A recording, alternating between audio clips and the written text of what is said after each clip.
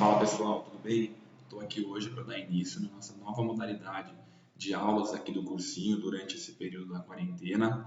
Não sabemos até quando essa crise vai durar, mas sabemos que vocês não podem sair prejudicados com isso. Então, para manter o nosso calendário, para manter nossa grade de aulas, estaremos aqui disponibilizando, seja por lives, seja por gravações como essa, as aulas para vocês todos os sábados, tá bom, pessoal? Bom, nunca tinha usado esse programa que eu estou gravando aqui agora. A gente está fazendo tudo na correria para poder mandar todas as aulas para vocês aqui no sábado.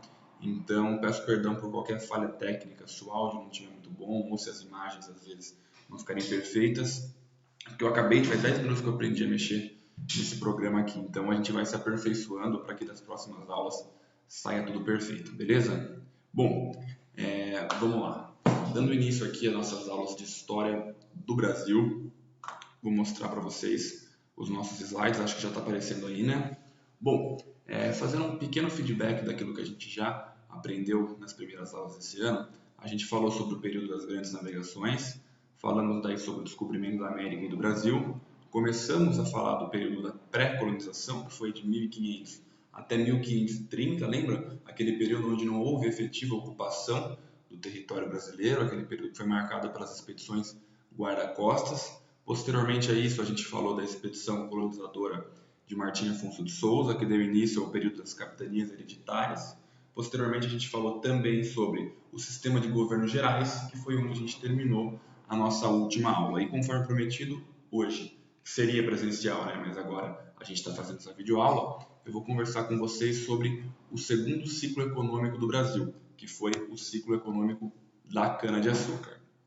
Bom, a gente comentou na última aula sobre o primeiro ciclo econômico do Brasil, que foi o ciclo do pau-brasil, que durou ali aproximadamente 30 anos no período pré-colonial. O que acontece? O pau-brasil ele deixou de ser extraído das nossas florestas após o final desse primeiro ciclo econômico? Não, muito pelo contrário, só cresceu a exploração do pau-brasil aqui na nossa Mata Atlântica em especial. Porém, ele deixou de ser o principal produto a ser explorado aqui no Brasil pelos portugueses, que passou a ser então a cana-de-açúcar. Por isso que há essa troca do ciclo econômico do pau-brasil para a cana-de-açúcar. Então, beleza, não significa que o pau-brasil deixou de ser explorado, significa que ele perdeu o seu primeiro lugar na posição econômica dos produtos aqui da colônia, beleza? Bom, então vamos lá, dando início ao segundo ciclo econômico da história do Brasil, da cana-de-açúcar. A gente colocou ali que o apogeu, isso é o auge, foi durante o século XVI e o século XVII. Mas o que acontece? Só deixa eu ver se está tudo certo no slide aqui. Tudo certo. O que acontece? A cana-de-açúcar até hoje é um dos principais produtos da economia brasileira. Hoje o Brasil é o maior exportador do mundo da cana. E por que eu destaquei aqui século XVI e XVII? Porque foi o período onde a cana-de-açúcar foi o principal produto da economia brasileira. Isso significava mais de 90% da produção da colônia. Por isso que esse período ficou destacado como o ciclo econômico da cana-de-açúcar no Brasil, beleza? Também destaquei ali a principal localização, que foi no litoral nordestino, em especial ali na região de Pernambuco e seus entornos. Pernambuco, que vocês lembram, foi uma das únicas capitanias hereditárias que prosperaram, assim como a capitania de São Vicente. São Vicente, que foi a primeira vila do Brasil, fundada lá em 1531 por Martim Afonso de Souza. Vou aproveitando para recapitular alguns pontos aqui das nossas últimas aulas, beleza? Bom, eu destaquei aqui também que houve grande participação holandesa, desde o financiamento dos engenhos até o transporte, a refinaria e a distribuição do açúcar na Europa. Mais para frente, na hora que eu falar das invasões estrangeiras, vocês vão entender a grande importância desses holandeses na nossa história aqui, beleza?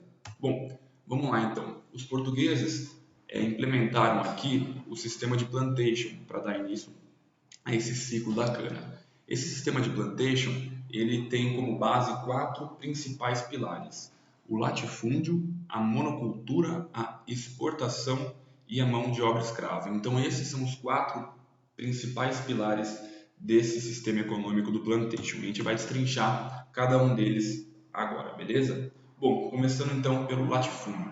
Os latifúndios nada mais são do que grandes propriedades de terra voltados para a exploração agrícola, tá bom? Então a gente tem no Brasil os latifúndios que se deram através dos engenhos de cana-de-açúcar. Vocês já devem ter ouvido falar dos engenhos, com certeza, em livros, filmes, novelas que retratam muito a vida nos engenhos. E esses engenhos, todos eles basicamente tinham as mesmas divisões internas, isso é, eles tinham a área do canavial, que era a maior parte, a maior área do engenho, que era o lugar reservado para a plantação efetiva da cana. Tinha a área que a gente chamava de área industrial, que é a área onde ficava a moenda, a caldeira e a casa de purgar, certo? Que são os locais onde aconteciam o processo de transformação da cana-de-açúcar para o açúcar em si. Tinha também o local reservado para agricultura de subsistência, isso é, a agricultura de subsistência era aquilo que era plantado, mas não para venda, não para o comércio. Aquilo que era plantado para o consumo interno da população do engenho, tanto para os escravos como também para os senhores do engenho e para suas famílias. Obviamente que tinha uma distinção do que os escravos comiam daquilo que os senhores e suas famílias comiam também. E aí a gente tem, na área construída, a Casa Grande, que é o grande centro de poder dos engenhos, o centro administrativo e financeiro, o local onde os senhores do engenho e suas famílias moravam. A gente tem as senzalas. As senzalas nada mais eram do que grandes barracões, grandes galpões, onde os escravos eram abrigados, tá? Durante o dia os escravos trabalhavam de sol a sol, porém de noite eles iam para as senzalas, onde muitas vezes eles eram amarrados e ficavam presos para não fugirem durante a noite. E uma contradição aí, né, nessa área construída, ainda a gente tinha as capelas, né? Falando das senzalas, que eram os locais onde os escravos ficavam abrigados, amarrados, e contradizendo isso a gente tinha as capelas em todos os engenhos, que eram os locais onde eram realizadas as missas e os cultos exclusivamente católicos, tá? Como vocês sabem, a colônia brasileira era oficialmente católica, assim como Portugal. O Brasil teve a religião católica como religião oficial do Estado durante quase 4 séculos. Só no final do século XIX que o Estado brasileiro foi se desvencilhar da igreja, tá bom? Bom, vamos lá então. Agora o segundo pilar importante que a gente precisa tratar desse sistema econômico de plantation, que é a monocultura, certo? Os portugueses então optaram por não produzir diversos produtos aqui no Brasil, mas sim um único produto para focar nessa exploração, que foi exatamente a cana-de-açúcar.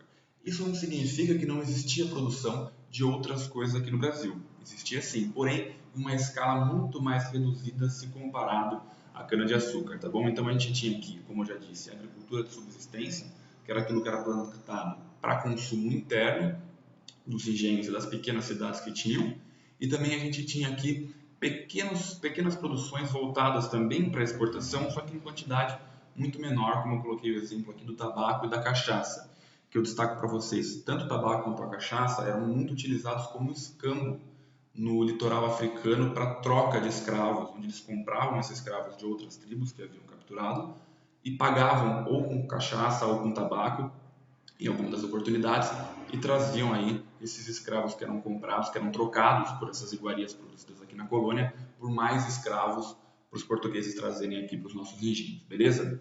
Bom, terceiro ponto importante, terceiro pilar, a gente destaca a exportação, isso é, a cana-de-açúcar ela não era voltada para o consumo interno, mas sim para exportação e para venda em outros países, em especial para os países europeus, que Portugal levava para vender essa cana. E eu vou destacar aqui novamente que não havia esse comércio interno. Hoje o Brasil, como o maior exportador de cana-de-açúcar do mundo, ele também utiliza em menor escala essa cana dentro do mercado brasileiro, tanto como açúcar, como também como etanol. Mas naquela época isso não existia, era exclusivamente voltado para exportação, isso é, para venda para o mercado externo, beleza? Bom, e o último pilar que eu destaquei aqui foi a mão de obra escrava.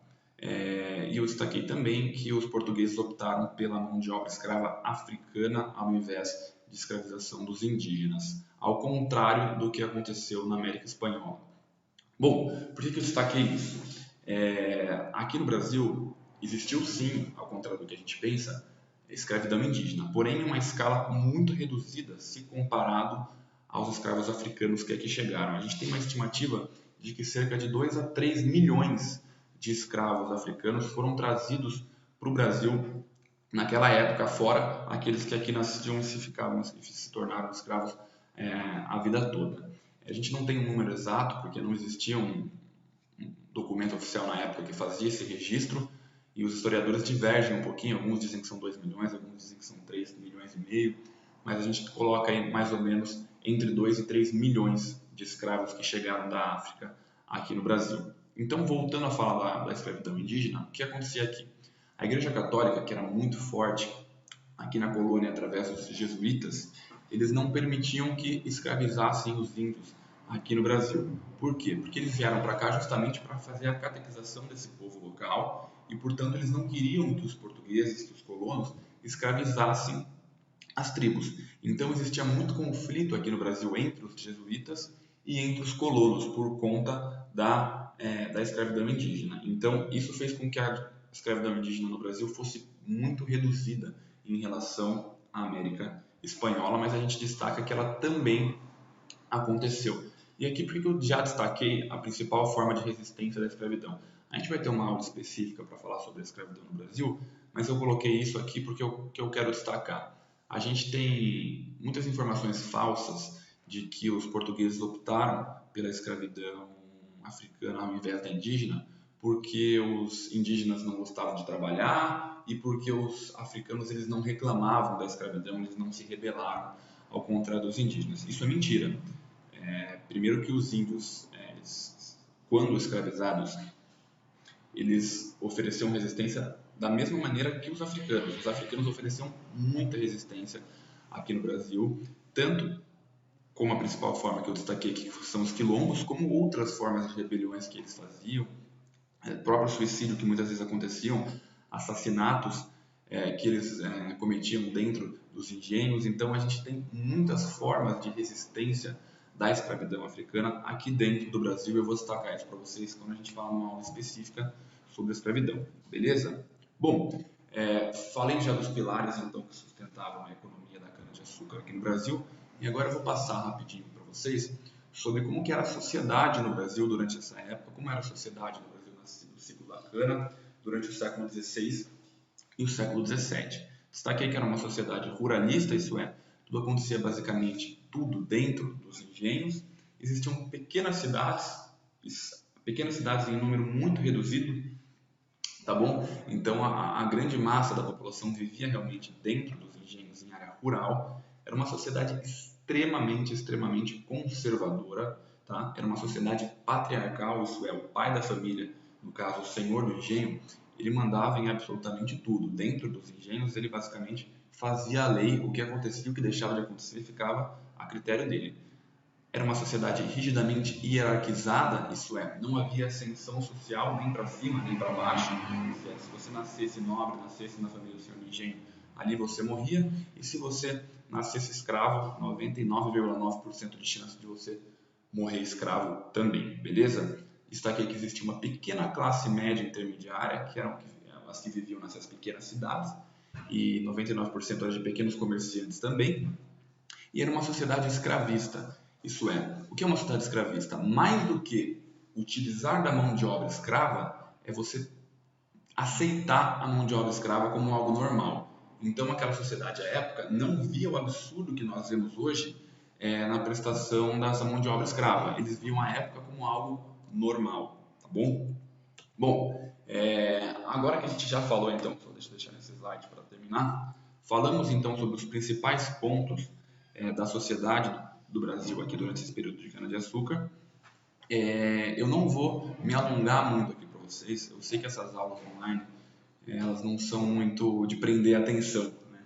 Então, se eu me prolongar muito aqui, eu vou dispersar vocês. Então, eu fiz um resumão aqui do que é mais importante para a gente saber, e durante a semana eu vou mandar atividades complementares e textos complementares para vocês lerem no nosso Classroom, tá bom? Bom, vamos lá então. Terminei de falar sobre o ciclo econômico da cana e vamos voltar a alguns pontos importantes que aconteceram durante esse período aqui no Brasil que a gente precisa destacar. E as invasões estrangeiras, como eu disse no começo da aula, é um ponto muito importante para a nossa história que a gente precisa destacar com bastante calma. Bom, a gente conversou nas primeiras aulas, quando a gente falou do descobrimento do Brasil, sobre o Tratado de Tordesilhas, que foi aquele tratado feito através da Igreja Católica, através do Papa, onde eles dividiram todas as terras que foram descobertas além do Oceano Atlântico entre Portugal e Espanha. E, obviamente, os países que ficaram de fora dessa decisão não concordaram com esta divisão feita pelo Papa entre Portugal e Espanha, porque acharam injusto que tudo aquilo que fosse dividido ficasse apenas entre aqueles dois países. Então, eles começaram a fazer pequenas invasões nessas colônias de Portugal e da Espanha. No Brasil, obviamente, é uma delas. Durante um período muito grande, eles não queriam se estabelecer aqui no Brasil.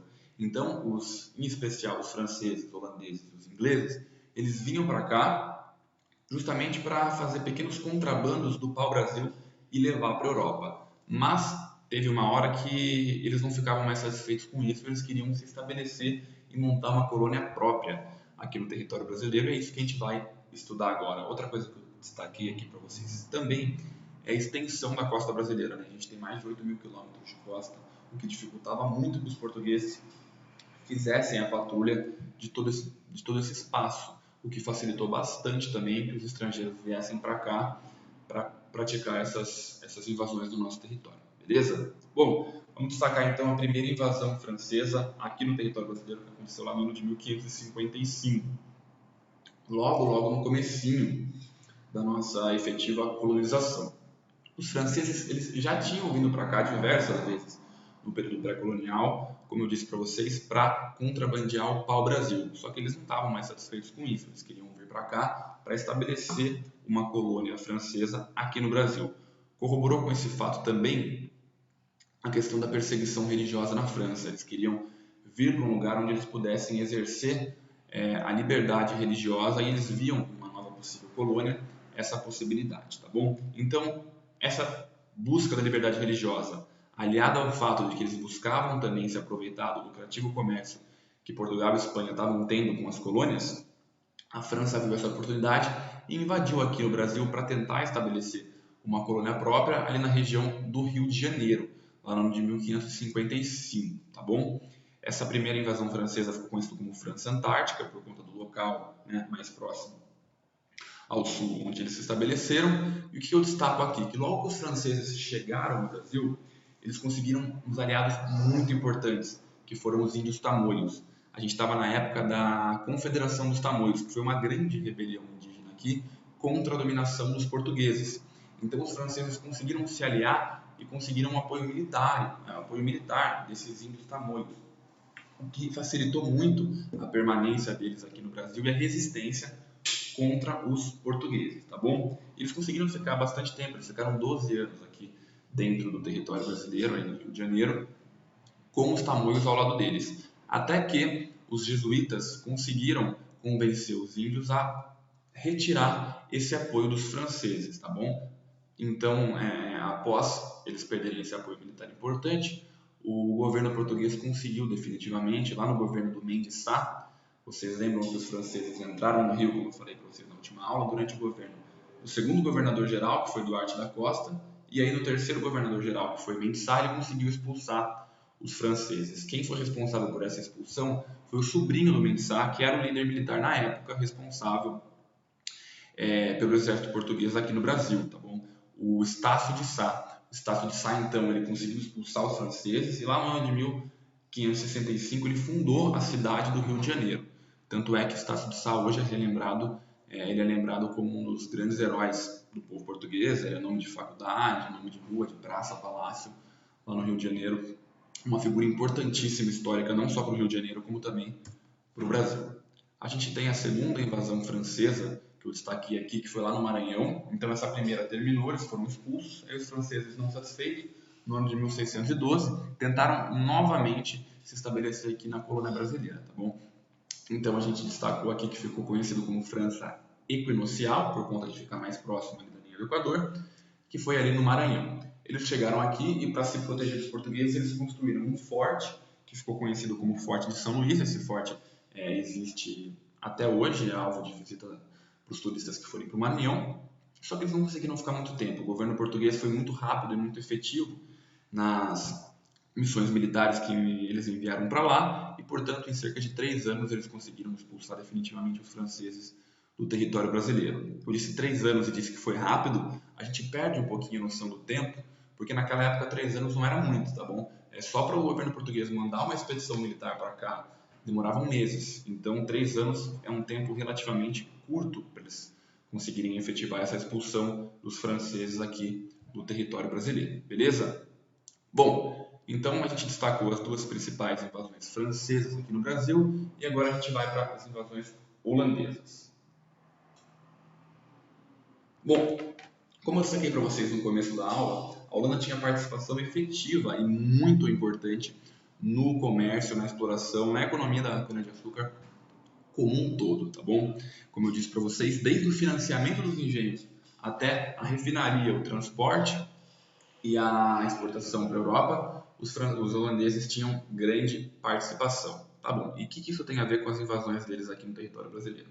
Vamos falar um pouquinho sobre o contexto histórico europeu. Vocês lembram que na primeira aula do ano eu comentei com vocês que a gente não consegue estudar a história do Brasil sem ver o que está acontecendo na Europa. A história aqui é reflexo direto do que está acontecendo lá. Então, novamente, a gente vai voltar um pouquinho para a Europa e falar da União Ibérica, tá bom?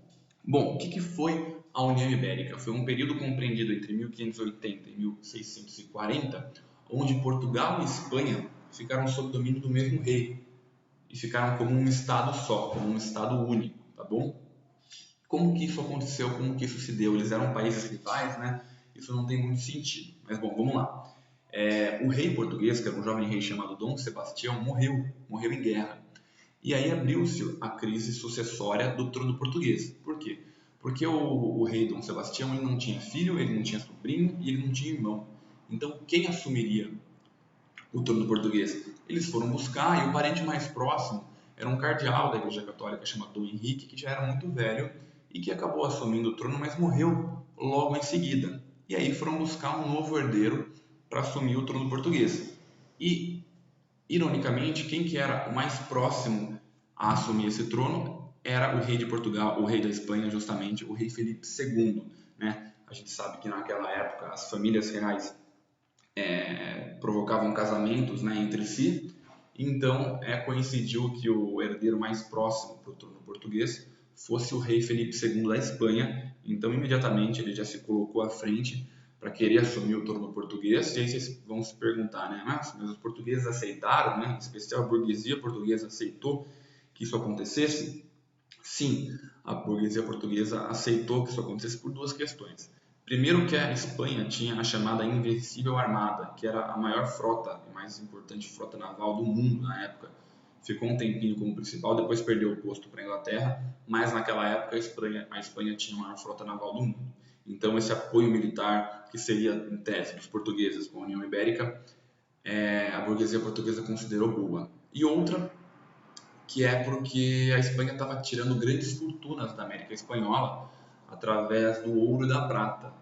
Então eles viam também possibilidades de retorno financeiro com essa união das duas coroas, tá bom? Bom, com isso a gente tem como consequência um vasto império hispano-lusitano, que se tornou à época o maior império do mundo, porque eles comandavam então junto, né, a Espanha e Portugal, toda a América do Sul, boa parte da América Central, parte da América do Norte, eles tinham colônias na África e colônias na Ásia, fora, né, o território europeu que eles tinham. Portanto, eles formaram um imenso império pelo mundo, o que ficou conhecido como Império Hispano-Lusitano.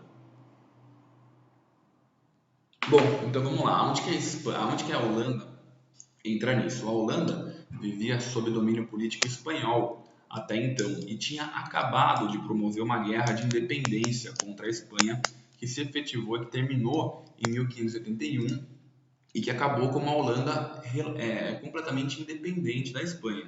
E, evidentemente, o rei Felipe II não gostou de ter perdido o domínio da Holanda. O que ele fez? Ele quis boicotar a participação holandesa no comércio da cana-de-açúcar aqui no Brasil. E ele podia? Podia, porque o Brasil passava, então, a ser, em tese, uma colônia também espanhola, já que Portugal e Espanha eram, a partir de então, um país único. Então, o Brasil, como colônia portuguesa, passou a ser também uma colônia espanhola. Então, os espanhóis boicotaram com o comércio holandês aqui dentro do Brasil. E aí, o que os holandeses fizeram? Eles criaram a chamada Companhia das Índias Ocidentais, né? Que, fazendo uma analogia meio estranha, é como se fosse uma empresa multinacional que que seria como se fosse, que faria o papel, né, que a Holanda fazia antes aqui no Brasil da cana-de-açúcar, sem diretamente colocar o governo holandês na participação aqui.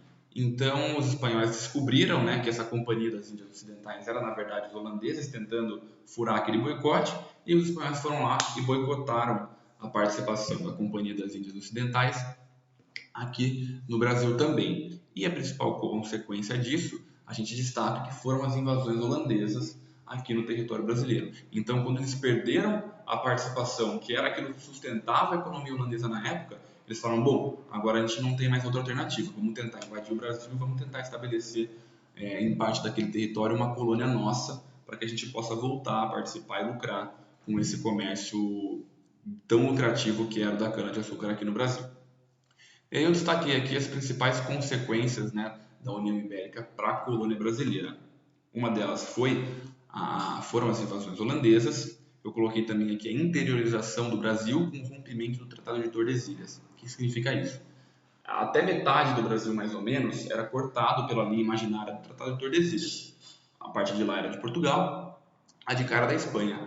Como não havia mais diferença entre Portugal e Espanha, eles estavam sob um estado só, não tinha mais por que os colonos portugueses respeitarem o Tratado de Tordesilhas. Então eles foram adentrando para o interior do Brasil, que naquela época não era Brasil, e foram ampliando ali a ocupação do território brasileiro. Beleza? Destaquei também a decadência colonial por causa da crise do açúcar. Né? Os holandeses eles tinham conhecimento das técnicas para a produção mais do que os próprios portugueses, e com a saída deles aqui desse comércio, começou uma pequena crise que depois se agravou da produção da cana local, tá bom? E as invasões holandesas em si, eu vou tratar com vocês na próxima aula, porque eu não quero que essa fique muito extensa para não tirar a atenção de vocês, tá bom? Então, para a gente terminar, vamos resolver duas questões importantes relacionadas ao tema que a gente estudou aqui hoje. Bom, vamos lá. Deixa eu sair dessa página só, porque senão a minha imagem eu acho que vai tampar, né?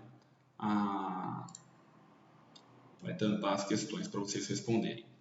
Vamos lá. Foi? Melhorou? Então, beleza. Vamos lá. Para vocês que estão assistindo, né, deem uma pausada no vídeo para poder responder antes que eu ajude vocês essa questão e a gente vê se vocês acertaram ou não. Beleza? Bom, vamos lá. Questão da Unifesp, Universidade Federal de São Paulo. Com relação à economia do açúcar e da pecuária no Nordeste durante o período colonial, é correto afirmar que, alternativa A, por serem as duas atividades essenciais e complementares, portanto as mais permanentes, foram as que mais usaram escravos. É importante a gente fazer essas questões para fazer um complemento daquilo que a gente teve em aula. Ele falou aqui da atividade pecuária no Brasil durante esse período. A atividade pecuária no Brasil nesse período era muito pequena, tá bom? Não existia uma atividade pecuária voltada para a exportação da carne, por exemplo, longe disso como a gente tem hoje. A pouca pecuária que a gente tinha aqui ou era para abastecimento interno dos engenhos ou era para transporte ou para força motor dentro das caldeiras nos engenhos, tá bom? E para transporte também interregional, mas era uma quantidade muito pequena e a pecuária no Brasil, em grande parte, não utilizava mão de obra escrava. Bom, então a alternativa A a gente vê que está errado, porque não são atividades essenciais e complementares. A atividade essencial aqui era a cana-de-açúcar, a pecuária era uma atividade com pequena participação, muito baixa naquela época na nossa economia. Alternativa B. A primeira, tecnologicamente mais complexa, recorria à escravidão, e a segunda, tecnologicamente mais simples, ao trabalho livre. A alternativa B está correta, tá? A produção da cana no Brasil era tecnologicamente mais complexa, obviamente que usando a tecnologia da época, mas era avançada para a época, por isso que eles produziam em larga escala. E a segunda, que é a pecuária, era tecnologicamente mais simples e utilizava a mão de obra de trabalho livre, tá bom? Essa é a alternativa correta. Só vamos retirar a C, a D e a E e falar por que elas estão erradas. A C. A técnica era rudimentar em ambas, na agricultura por causa da escravidão e na criação de animais por atender o mercado interno. Não, a gente sabe que a técnica rudimentar era só na pecuária, como eu disse para vocês. Para a produção da cana era uma técnica um pouquinho mais complexa. D. Tanto em uma quanto em outra, desenvolveram-se as formas mistas e sofisticadas de trabalho livre e de trabalho compulsório. Não, a gente já destacou aqui que dentro da cana-de-açúcar e da exploração da cana, era trabalho escravo e na pecuária era, em grande maioria, trabalho livre. E, por serem diferentes, independentes uma das outras, não se pode estabelecer qualquer tentativa de comparação entre ambas. Não, a gente já fez aqui, justamente foi isso que a gente fez durante toda a questão. A gente conseguiu separar e estabelecer as diferenças entre ambas, tá bom? Bom, vamos lá então para a próxima e última questão que eu quero destacar com vocês. Pronto, vamos lá. Sobre a produção açucareira realizada por Portugal durante o período colonial. É incorreto, tá? Prestem bastante atenção nos enunciados para não começarem a ler, assinarem e acharem que a questão está ganha. Incorreto afirmar que a. Para extrair lucro máximo na atividade açucareira, Portugal favoreceu a criação de plantations destinadas ao cultivo de açúcar. Essas plantations consistiam em grandes extensões de terra que eram controladas por um único proprietário, senhor de engenho, e trabalhadas por escravos. Me parece corretíssima essa questão, vamos para a alternativa B. O engenho, centro da produção de açúcar, baseava-se em um modo de organização específico. A sede administrativa do engenho fixava na Casa Grande, local onde o senhor de engenho e sua família de mais agregados moravam. A senzala era o local destinado ao precário abrigo da mão de obra escrava. Também me parece correta essa questão. C. O governo português contou com o auxílio da burguesia holandesa na economia açucareira, enquanto Portugal explorava economicamente as terras com a criação de plantações e engenhos. Os holandeses emprestavam dinheiro e realizavam a distribuição do açúcar no mercado europeu. Também me parece correta essa questão. E a D. Em conformidade com sua ação exploratória, Portugal viu na produção do açúcar uma grande possibilidade de ganho comercial. Contribuiu para isso o capital acumulado com a extração de metais preciosos e o anterior desenvolvimento de técnicas de plantio nas ilhas do Atlântico. Bom, essa é uma questão para confundir bastante, tá? Ela começa certa, ela termina certa, mas no meio ela tem um grande equívoco. Portugal ainda não tinha acumulado dinheiro com grandes extrações de metais preciosos aqui. Nessa época, só a Espanha havia descoberto ouro e prata na América Espanhola. Portugal só no século XVIII que vai começar a extrair ouro, prata e diamante aqui das terras brasileiras, tá bom? Então, durante esse período, a gente não pode falar que Portugal acumulou capital com a extração de metais preciosos. Isso ainda vai demorar 2 séculos e alguma coisa para acontecer aqui na colônia brasileira. Então, a alternativa D está errada e está errada por conta disso, tá bom? É correto que Portugal aprendeu essa técnica e desenvolveu bastante nas ilhas do Atlântico, mas está errado falar que acumulou capital com a extração de metais preciosos nessa época. Por isso que a alternativa D está errada. Tá bom, pessoal? Bom, acho que eu terminei minha aula hoje por aqui. Deixa eu só voltar na página inicial para fazer as nossas considerações finais. Então, pessoal, essa foi a aula de hoje. Falei um pouquinho sobre a sociedade no Brasil durante o ciclo econômico da cana-de-açúcar. Falei rapidamente também sobre as primeiras invasões estrangeiras, francesas. E vou falar na próxima aula sobre as invasões holandesas, também através deste mesmo canal, tá bom? A gente não sabe até quando que nossas aulas presenciais estão suspensas, mas faremos de tudo para manter nossa grade da mesma maneira, através aqui, cada um da sua casa. Não sei como ficou essa gravação, tá, pessoal? É a primeira vez, como eu disse para vocês, que estou usando esse sistema aqui de usar o PowerPoint junto com o vídeo, então eu não estou nem assistindo o que eu tô falando, depois que eu vou ver, e eu já vou lançar imediatamente a nossa aula no YouTube agora, porque a gente quer lançar todas elas no sábado, né? Como hoje seria a aula presencial de vocês, a gente não quer perder esse timing, e aí a partir das próximas aulas eu vou tentar aperfeiçoar essas gravações para que saia de uma maneira mais limpa, tanto o áudio quanto as imagens, tá bom?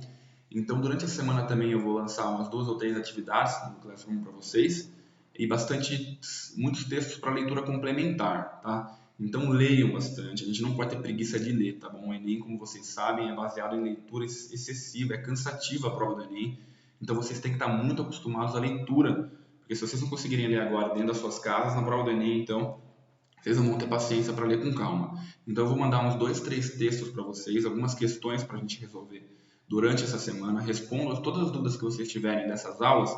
Mandem também através do Classroom, tá bom? Vou responder individualmente todas as dúvidas que vocês tenham. Beleza, pessoal? Espero que vocês tenham aproveitado essa aula.